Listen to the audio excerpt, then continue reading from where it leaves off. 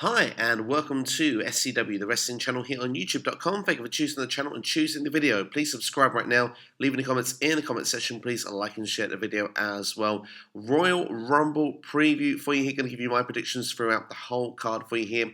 Apologies, no videos for a little while. Unfortunately, life has got in the way, but I wanted to make sure I go on here and give you my Rumble predictions. Going to go through all the matches, and if you want to know just about the Royal Rumble matches for the men's and the women's, skip to later in the video and you can go straight to those predictions now. But first off, we'll be going with the undercard first, and we'll be looking at the United States Championship match between Andrade and Umberto Carrillo.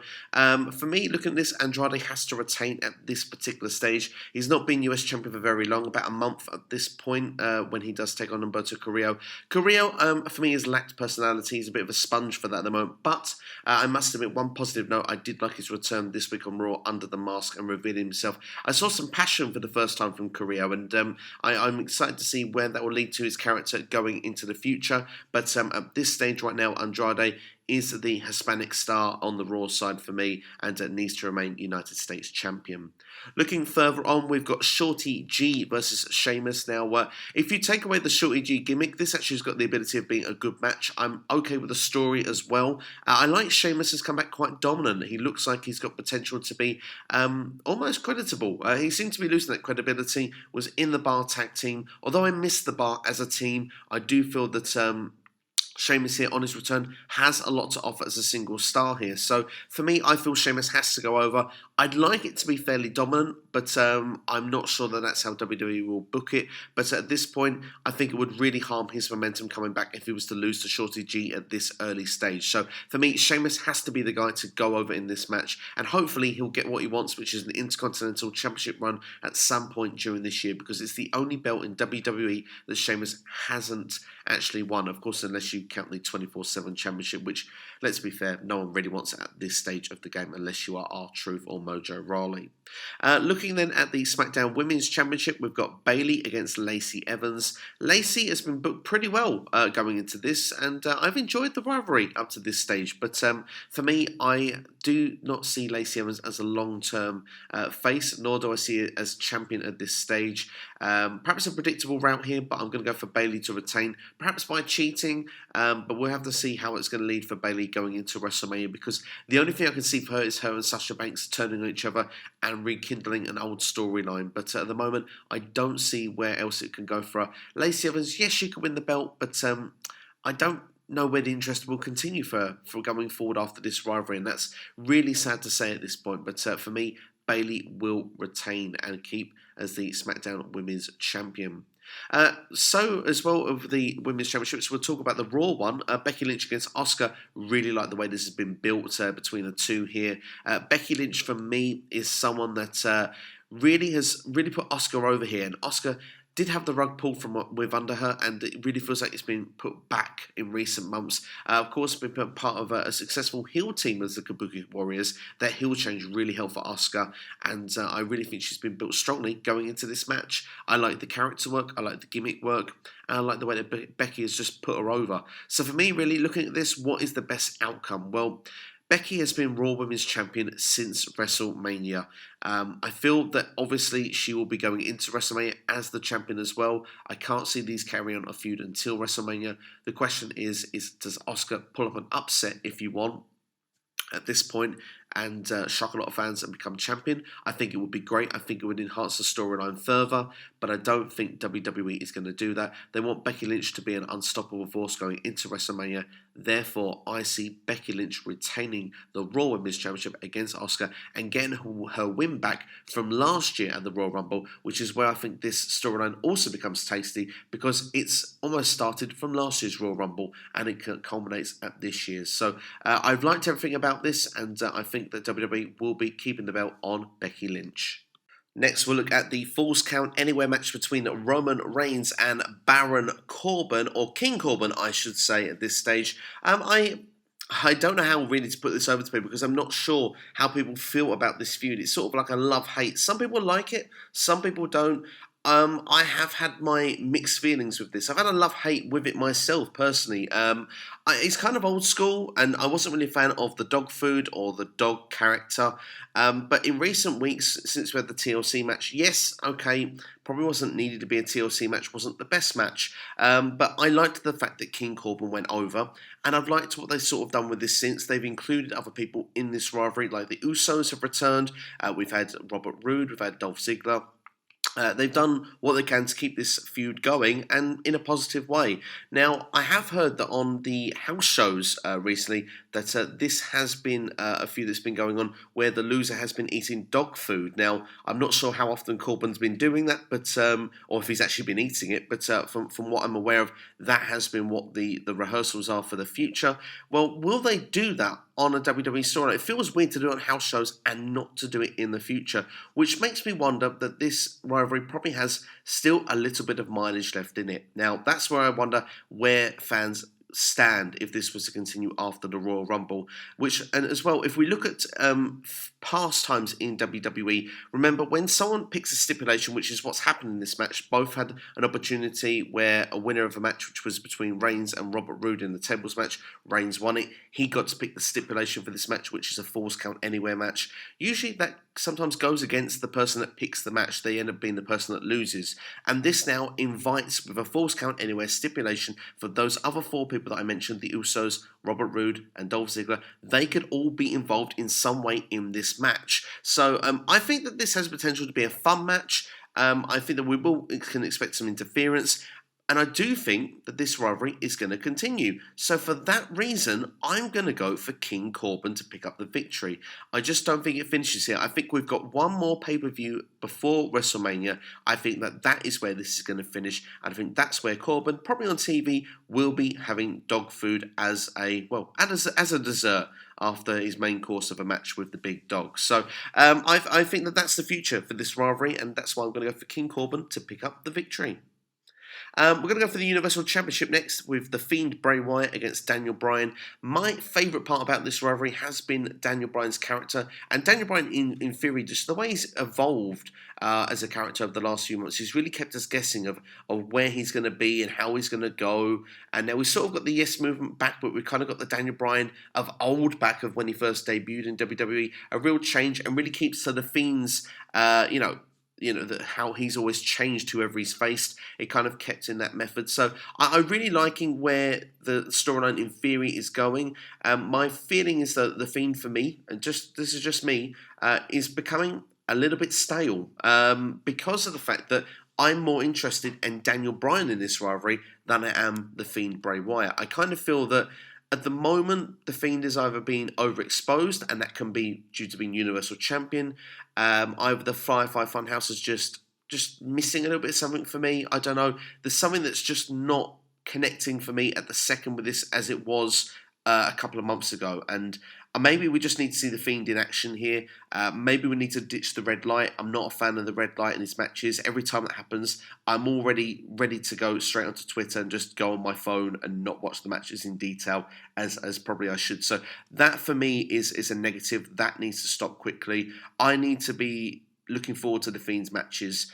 And I think that would be one thing that would really strengthen that. I think as well that Bray Wyatt, so far as his Fiend character, has had some questionable matches with Seth Rollins as well. The match with The Miz was interesting. I must admit, I kind of enjoyed it in a way at TLC, but of course it got a lot of backlash as well, and some good points were made on the backlash when I look back over that. So I just kind of feel that at the moment Bray has not, they've not found a way to use the Fiend or Bray Wyatt to the best of their abilities under this gimmick in the ring as of yet since SummerSlam with Finn Balor. So I'm interested to see how they're going to use this match, how they're going to do it.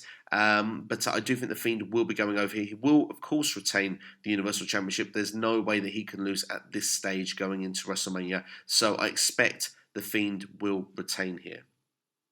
Right, next we'll look at the Royal Rumble matches. So let's start with the women's match, shall we? So weirdly enough, we've only had 5 women announced for this match, and of course I have actually done this before.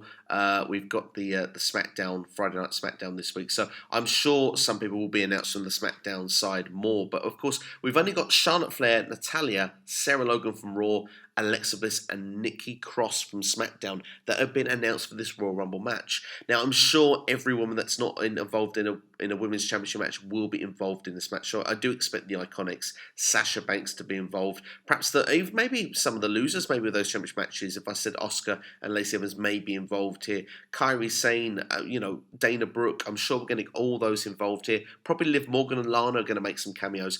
But I do expect they're going to need to put in a couple of surprises, and they're probably going to need to put in a couple of NXT and NXT UK stars in here as well, just to fill it out, because the women's roster has not got the same depth as the male roster, and I believe that they do need it. Where I do believe the Men's Royal Rumble is not going to include NXT. That's what the belief has been given here. There's only, I believe, 8 spots to be announced, where for here we've got 25 spots to be announced. So it will be interesting. But as of surprises, because I do like a surprise in a Royal Rumble match, so I'll make a couple of predictions for those. I think from the women, I'm going to go one on the current roster, who's been injured to make a return, who has, I think, gone under the radar. I've not seen her mentioned anywhere. I'm going to go for Ruby Riott to make a return here at the Royal Rumble, and I do think that could get a bit of a pop. And I don't know which side of it should be on Raw and SmackDown after this, but it'd be interesting to see where they would put her. I, for one, at the moment, would be kind of intrigued with Raw, because then all the Right Squad are under the same banner. But then, of course, they are all doing different gimmicks under their own thing now. Perhaps SmackDown could use having Ruby Riott over there, maybe as a face, and maybe she could challenge Bayley going forward. So there we go, we have something to go past going forward. But Ruby Riott, for me, to make a return here would be quite interesting.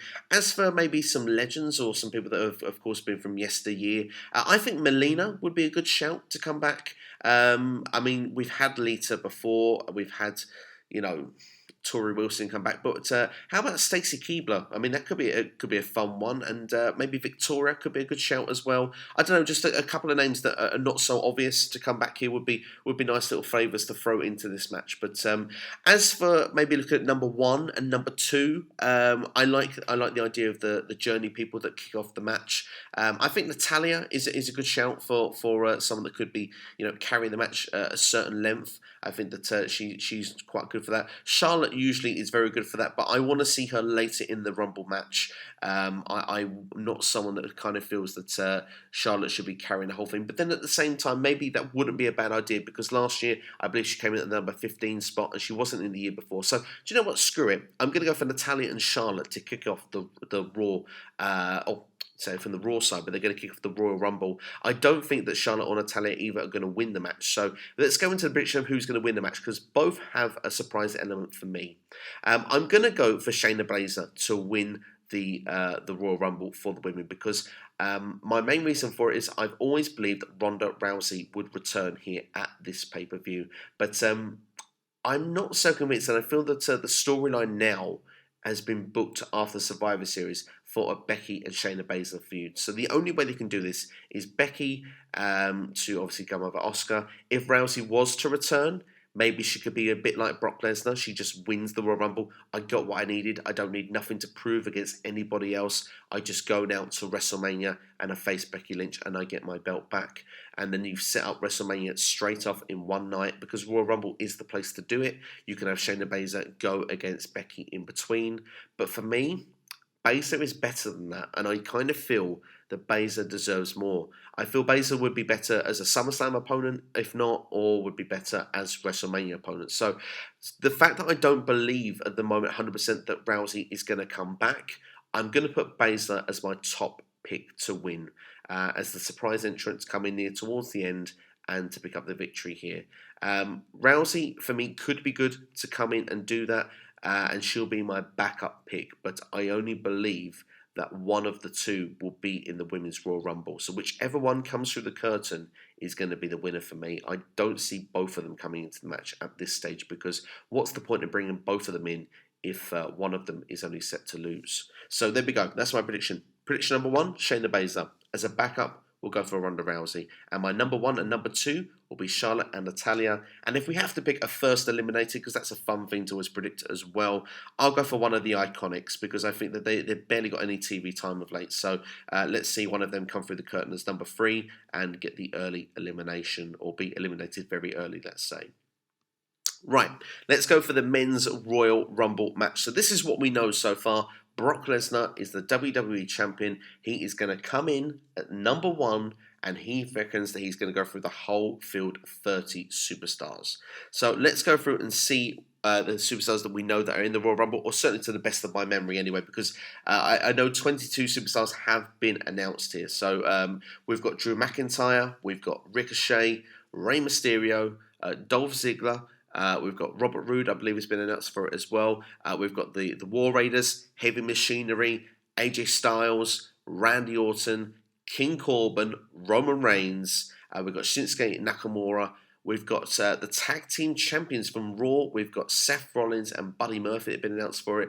And we've also got Braun Strowman. So a lot of names in there for the Royal Rumble, but a lot of big names as well. I mean, you could argue and say that the field there of Lesnar, Rollins, Reigns, Strowman, McIntyre, Orton, AJ Styles, King Corbin, they're some of the biggest names in the company. I mean, they all have been, flirting with being champion or been champion over the last few years. So this, technically, under the modern era of WWE, this is one of the most star-studded Royal Rumbles we've had for a while.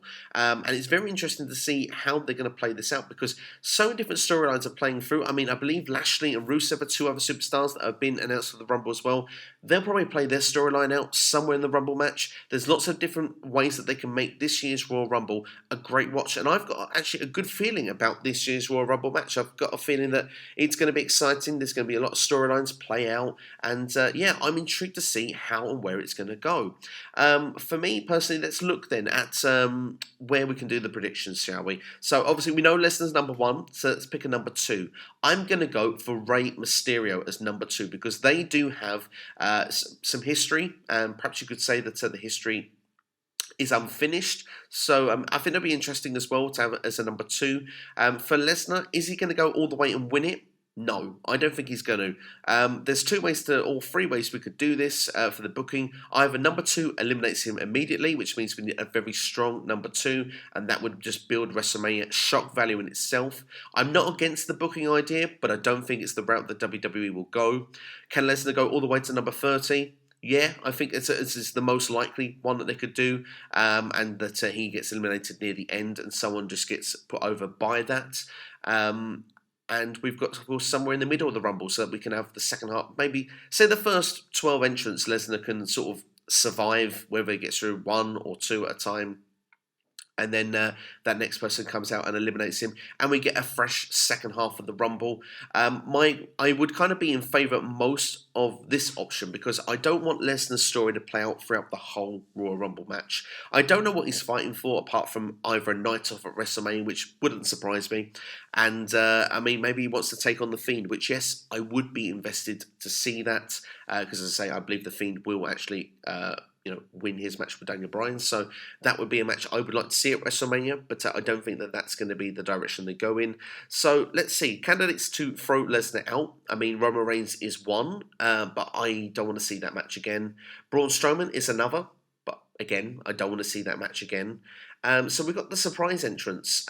We've got perhaps maybe Keith Lee could come in, but from what I'm aware of, NXT will not be involved in this Royal Rumble match. We could have Cain Velasquez, which is something I really don't want to happen, but there has been rumours that could happen at WrestleMania. Why not Tyson Fury? That has been a rumour being floating around. Again, I really don't want to see that happen. And of course, he's got his fight coming up in February, I believe, against Deontay Wilder. Could be wrong with that, but I believe that's set for February. So I don't see Tyson Fury risking himself in that boxing environment coming to WWE, where he could pick up a knock or an injury and throw Lesnar out of the Rumble. For me, it would seem a bit absurd. So I would like to see someone else do it. So who would I like to see do it? I want to see Drew McIntyre as the guy to do it. Randy Orton I'd accept as well, because that match has been done once, but I'd be okay to see it again. But I think McIntyre is the guy. He's been sort of pushed a bit as a face at the moment. So for me, I would be okay with seeing McIntyre being the guy to throw Brock Lesnar out of the Rumble. So maybe, like I say, around that number 10, number 12 spot, McIntyre can enter the match, and maybe by number 15, he gets his way and he throws Lesnar out of the Royal Rumble. That would be, for me, the best booking scenario. But of course, you would make a big shock factor if McIntyre was number 2. But as I say, I think Rey Mysterio will be number 2. Other feelings I've got at the moment, Ricochet I think will be in the first 5 as well. Sadly for him, of course, he was confronting Lesnar on Raw this week, so I do think that they may just follow it up at the Rumble. Interestingly enough, for surprise entrance, they haven't really been doing as much of that recently, but I do think that where there's the lack of NXT UK, they may throw 1 or 2 in. There has been those rumours about Edge coming in. CM Punk is always a rumour. And Booker T is someone who I think is quite likely to end up in the Royal Rumble match. I think Booker T could be one of those people that's fed to Lesnar at the early stage of the match. But looking at Edge and Punk, the likelihood of them being in the Royal Rumble match, I'm not so sure that I see either being involved. Purely because of the fact that I don't know, Edge I'm cool with, I'm very cool, but I would only be interested in seeing a match against someone that he's a bit safer in the ring with. So, I mean, I don't really see a match with him and the Fiend. I don't really see a match with him and Brock Lesnar. So, I mean, I'd like to see Edge versus Seth or Edge versus AJ Styles. If you're going to do it to build up one of those matches, I'm invested, but unless Edge comes back to win the Royal Rumble, I don't really want it. And same with CM Punk, unless he comes back to actually get himself a WrestleMania main event, I just don't see it happening. And he was seemingly in a good trolling mood on WWE backstage this week that, the idea of him coming back in and stuff like that. So, I don't see either of them happening, to be brutally honest. As for a winner of the Royal Rumble, let's go for the unpopular decision. As I say, I believe the person that's going to... either the person that throws Lesnar out is going to win, or they're going to have a situation where that person will probably be thrown out but is made anyway with a match with Lesnar and the SmackDown guy wins. Now, if the SmackDown guy is going to win, which is my prediction is going to happen, the match they want to seemingly do for WrestleMania for me will be The Fiend versus Roman Reigns. So Roman Reigns is in the Royal Rumble doing double duty, losing earlier in the evening. It makes sense for me that he would probably win at the end of the night. So that's going to be my prediction. I think the runner-up for me will be King Corbin, purely because I think that then it may get a little bit less heat to do that. I think that would be slightly smarter booking. So that's going to be my prediction for this. I think that Roman Reigns is going to be the guy to go to WrestleMania to take on The Fiend. Will people like it? I'm not sure, but I think WWE want to go for a feel-good story, and I think with Roman Reigns' last year and a half of being out of the Universal Championship picture, it kind of feels like now it's come full circle, and whether some fans may dislike it, it's time. And I think that WrestleMania probably is the destination. My only issue is that it's against The Fiend. But I think against anyone else, it kind of would work a lot better.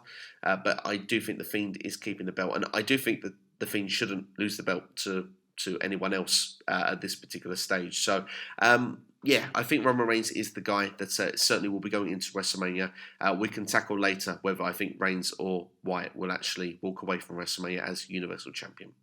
But that's all from me anyway. That is your Royal Rumble predictions there for you, and I hope you have enjoyed them. Let me know your predictions in the comments below, and who you think is going to walk away as the Royal Rumble winners, and any other matches for that point. I do look to bring back the Q&A very shortly to the channel. Again, apologies, as I say, life's just kind of got in the way recently, so it has stopped me from doing the Q&A as I'd like to have done, but I do hope to bring it back within the next week or two for sure. But I will leave it for this weekend because, as I say, it's a pay-per-view weekend, and I'm going to let the Royal Rumble go. I'll leave you simply with the predictions for the time being, and I'm going to give you Worlds Collide, which hopefully will be on the channel as well very shortly, so look out for those if you are interested in that. But that's all from me anyway. Thank you for watching. I'll see you next time here on YouTube. Please like, share, and subscribe, and you've been watching SCW, the Wrestling Channel.